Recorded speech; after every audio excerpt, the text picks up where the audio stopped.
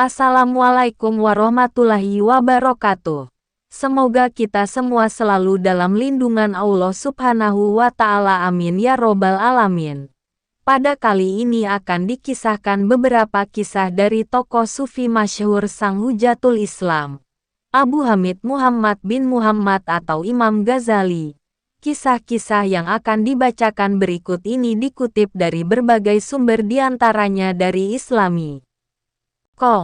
Kisahnya yang diceritakan dalam kitab Wetan Niyami bahwa Imam Tajuddin As-Subki rahimahullah berkata, "Kami pernah mendengar suatu riwayat bahwa Imam Al-Ghazali mengimami saudara laki-lakinya yang bernama Ahmad. Di tengah-tengah salat tiba-tiba ia mufarakah memutus jamaah dari bermakmum kepada Abu Hamid. Setelah usai salat Imam Al-Ghazali bertanya, 'Mengapa engkau memutus jamaah dariku?' Kemudian saudaranya menjawab, 'Karena engkau berlumuran darah haid.' Lantas ulama bergelar Hujatul Islam ini sadar bahwa saat salat tadi beliau teringat akan suatu masalah fikih yang berhubungan dengan haid. Imam Al-Ghazali adalah ahli ilmu tasawuf yang disegani hingga kini. Namun ada cerita unik perihal kegandrungannya. Dengan ilmu ini disebutkan bahwa gurunya awalnya di dunia tasawuf adalah seorang yang berprofesi sebagai tukang sol sepatu yang bernama Syekh Haluski Al-Fasih. Imam Al-Ghazali berguru dengan ulama tersebut direkomendasikan oleh saudara kandungnya yang bernama Ahmad. Berawal pada saat Ahmad saudaranya itu melihatnya berlumuran darah haid saat menjadi imam salat adiknya Ahmad tiba-tiba memutus jamaah. Berangkatlah Imam Ghazali menemui guru yang direkomendasikan adiknya itu. 'Saya ingin belajar kepada Tuan,' kata Imam Al-Ghazali. 'Ketika bertemu dengan Syekh Haluski bisa jadi engkau tidak akan kuat menerima perintah-perintahku jika engkau belajar kepadaku,' jawab Syekh Haluski. Kemudian Imam Al-Ghazali menjawab, 'Insya Allah saya kuat menerima perintah.' Mendengar tekad itu Syekh Haluski kemudian berkata, 'Baiklah kalau begitu. Maka sekarang bersihkanlah lantai ini.' Kemudian Imam Al-Ghazali hendak membersihkan lantai dengan sapu. Sebelum memulai Syekh Haluski berkata, 'Bersihkanlah dengan tanganmu sendiri, jangan menggunakan sapu.' Imam Ghazali memenuhi perintah gurunya itu. Diletakkannya sapu di tempatnya sesaat. Setelah itu Imam Ghazali akan membersihkan lantai dengan tangannya sendiri. Banyaknya kotoran menjadikan Imam Ghazali hati-hati membersihkan lantainya dan bermaksud menghindari kotoran. Melihat gelagat tersebut Syekh Haluski menegurnya, 'Bersihkan pula kotoran itu dengan tanganmu langsung.' Setelah menyingsingkan bajunya Imam Al-Ghazali menuruti perintah gurunya. 'Nah sekarang bersihkanlah kotoran itu dengan pakaianmu,' pintas halus. Perintah itu pun dilakukan Imam Al-Ghazali dengan hati yang tulus. Saat Imam Ghazali memulai perintah gurunya itu tiba-tiba Syekh Haluski mencegahnya dan memerintahkan Imam Ghazali pulang ke rumah. Sang imam menurutinya, namun anehnya sesampainya di rumah Imam Ghazali merasakan dirinya telah mendapatkan ilmu pengetahuan yang luar biasa. Allah telah memberikan ilmu laduni yang diperolehnya dari hati. Ada kisah lagi dari filsuf terkenal yang bernama Abu Hamid Muhammad bin Muhammad atau lebih dikenal dengan nama Al-Ghazali ini. Ketika bertemu kawanan perampok, Imam Al-Ghazali adalah seorang ulama ahli pikir, ahli filsafat Islam yang terkemuka, yang banyak memberi sumbangan bagi perkembangan kemajuan manusia. Ia adalah orang yang sangat sederhana, bahkan beliau dipanggil Al-Ghazali karena ayahnya adalah seorang pemintal benang tenun. Ghazali dalam bahasa Arab berarti benang penurunan. Penghasilan dari memintal benang tenun hanya cukup untuk memenuhi keluarganya sehari-hari. Dari kesederhanaan itulah muncul seorang sosok yang melambung tinggi dengan kerendahan hatinya. Walau hidup dalam keadaan serba kekurangan, beliau adalah seorang pecinta ilmu pengetahuan. Pada suatu hari ketika Al-Ghazali bepergian, beliau dicegat oleh sekelompok perampok. Pada saat soal Ghazali tidak memiliki uang ataupun harta benda yang berharga. Hanya ada kitab-kitab hasil tulisan tangannya. Kitab-kitab itu kemudian diambil oleh perampok, namun Al-Ghazali meminta agar kitab itu dikembalikan. Menurutnya buku atau kitab itu sangat berharga baginya. Perampok malah tertawa mengejek Al-Ghazali. Mereka lalu menasihati Al-Ghazali dengan beberapa ejekan yang dilontarkan. Untuk apa kamu belajar kalau kamu masih tergantung pada buku? Bukankah ilmu itu di dada, bukan di buku, ngejek perampok itu. Perampok itu kemudian mengembalikan kitab-kitab tersebut kepada Al-Ghazali. Mungkin Al-Ghazali selamat, namun ada semacam hentakan psikologis yang masuk ke dalam hatinya. Peristiwa tersebut membawa pengaruh besar dalam jiwa Al-Ghazali. Sejak peristiwa itulah Imam Al-Ghazali menjadi rajin menghafal semua kitab-kitabnya hanya karena teringat ejekan perampok tersebut. Nabi Khidir alaihi salam adalah nabi yang sampai sekarang penuh dengan misteri. Banyak sekali ulama maupun para wali menceritakan sosoknya. Tidak sedikit juga yang berkisah bahwa mereka pernah berjumpa dengannya, salah satunya adalah Imam Al-Ghazali. Ulama masyhur ini pernah berkisah tentang nabi misterius tersebut. Bahkan menceritakan ciri-cirinya dinukil dari buku Kisah-Kisah Ajaib Imam Al-Ghazali karya Mukti Ali. Disebutkan bahwa pernikahan Imam Al-Ghazali ternyata atas petunjuk Nabi Khidir. Suatu hari Imam Ghazali berkunjung ke desanya. Ia kemudian mampir ke tempat madrasah tempatnya pernah menimba ilmu. Sesampainya di madrasah tersebut, Imam Al-Ghazali langsung disambut oleh gurunya. Selanjutnya mereka kemudian bercengkrama dan berkisah satu sama lainnya. Namun tiba-tiba datanglah angin besar yang memporak-porandakan madrasah itu. Tentu hal ini keduanya kaget, ada apa gerangan yang menyebabkan peristiwa menyedihkan itu terjadi. Terbayang dalam diri Imam Al-Ghazali tentang madrasah yang menjadi tempatnya banyak menerima ilmu. Atas peristiwa ini gurunya kemudian melakukan muhasabah dosa. Apakah aku sehingga muncul malapetaka seperti ini, gumam guru Imam Al-Ghazali. Tak lama kemudian gurunya menyuruh Imam Al-Ghazali untuk menemui Nabi Khidir alaihi salam dan bertanya, dosa apa yang membuat madrasah roboh diterjang angin yang besar? Gurunya memberikan isyarat cara menemui Nabi Khidir, yaitu dengan menuju arah pesisir laut dan bertanya kepada seorang nelayan yang dijumpainya. Imam Ghazali taat pada perintah guru dan kemudian pergi berjalan. Sesuai petunjuknya sampai di pinggir pantai, Al-Ghazali melihat seseorang yang sedang sibuk dan kemudian menyapanya. Assalamualaikum warahmatullahi wabarakatuh. Waalaikumsalam. Hendak mencari apa Tuhan hingga sampai ke pesisir pantai ini? Tanya Han.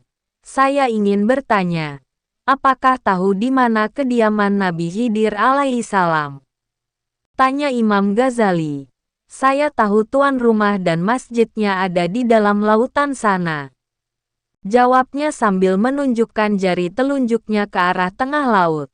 Tanpa pikir panjang Imam Al-Ghazali langsung terjun ke laut menuju tempat yang ditunjuk nelayan.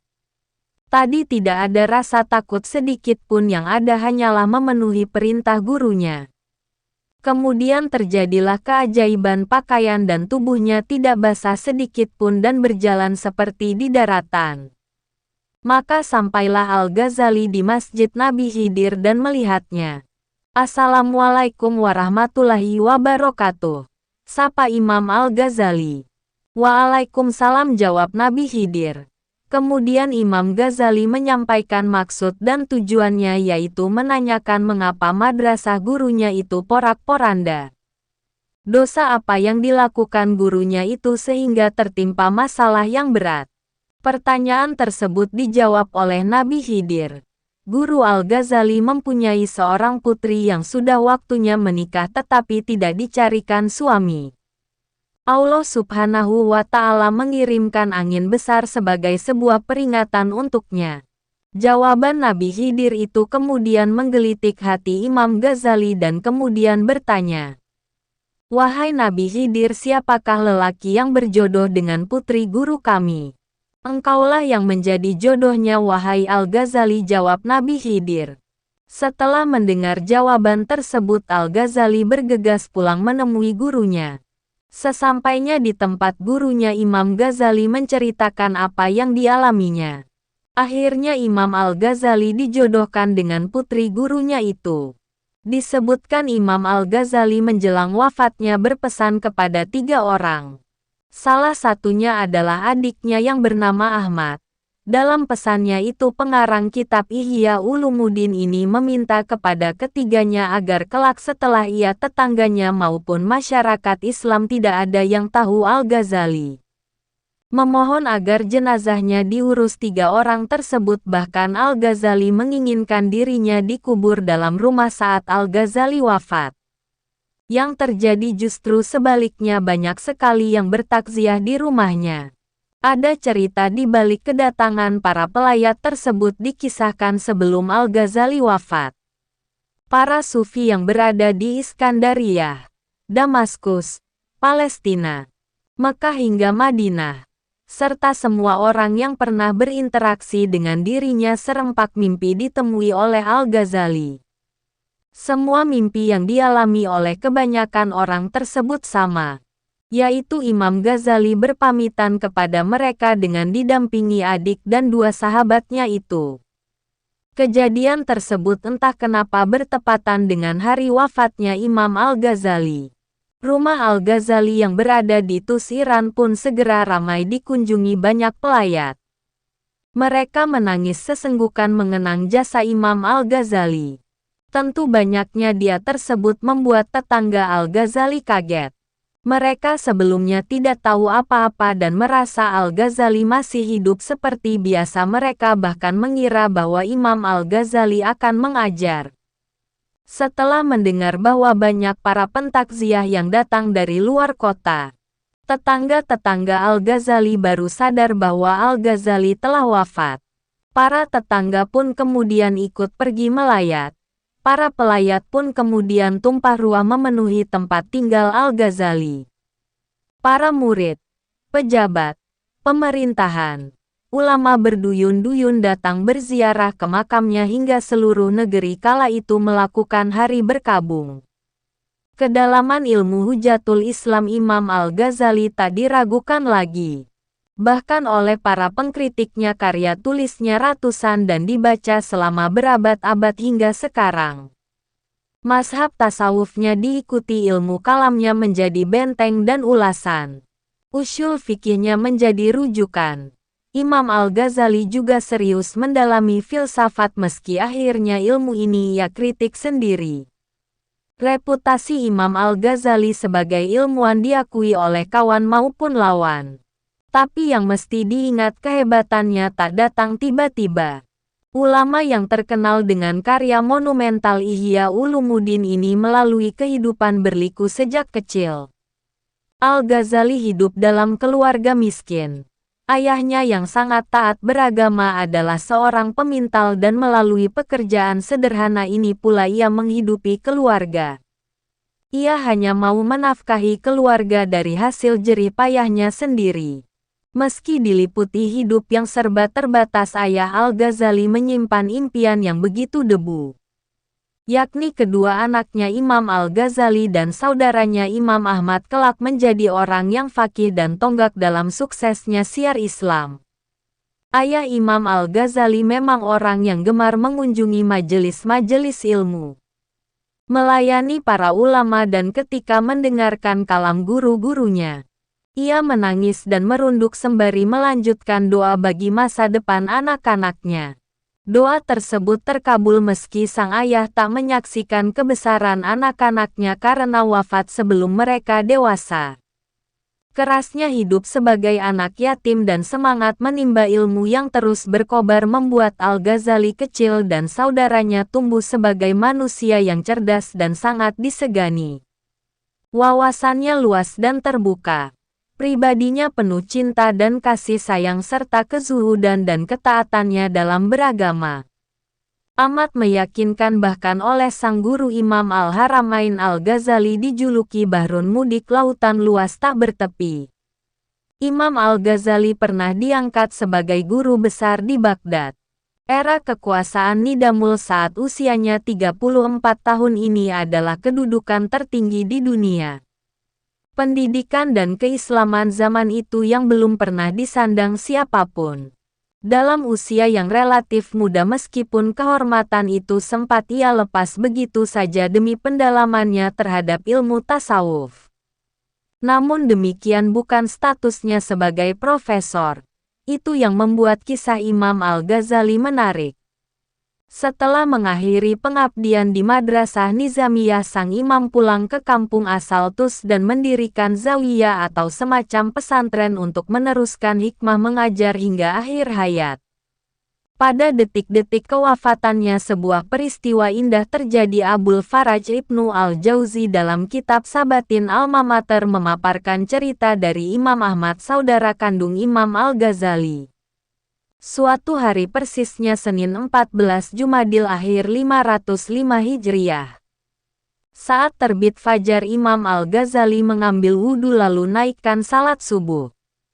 Usai sembahyang, Al-Ghazali berkata, "Saya harus memakai kain kafan." Lalu ia mengambil, mencium dan meletakkan kain kafan tersebut di kedua matanya. Selanjutnya Imam Al-Ghazali berucap, "Saya siap kembali ke hadiratmu." Dengan penuh ketaatan dan kepatuhan Saman wa Ta'atlet Dukuli Al-Mulk, ia pun meluruskan kedua kakinya menghadap arah kiblat. Lalu kembali kepada sang kekasih untuk selama-lamanya. Innalillahi wa inna ilaihi rojiun. Imam Al-Ghazali wafat pada tanggal 19 Desember tahun 1100 dan dikebumikan di desa Tabran, Kota Tus. Proses wafatnya yang tenang, damai dan indah mencerminkan kualitas kehambaannya selama hidup. Kepergiannya ditangisi para ulama, murid-muridnya dan jutaan umat Islam. Imam Al-Ghazali mewariskan ratusan karya tulis teladan dan keilmuan yang tak lekang oleh zaman. Demikian beberapa kisah Imam Al-Ghazali ini dibacakan, semoga ibrah dan hikmah senantiasa mengalir. Jika ada salah, saya memohon maaf yang sebesar-besarnya.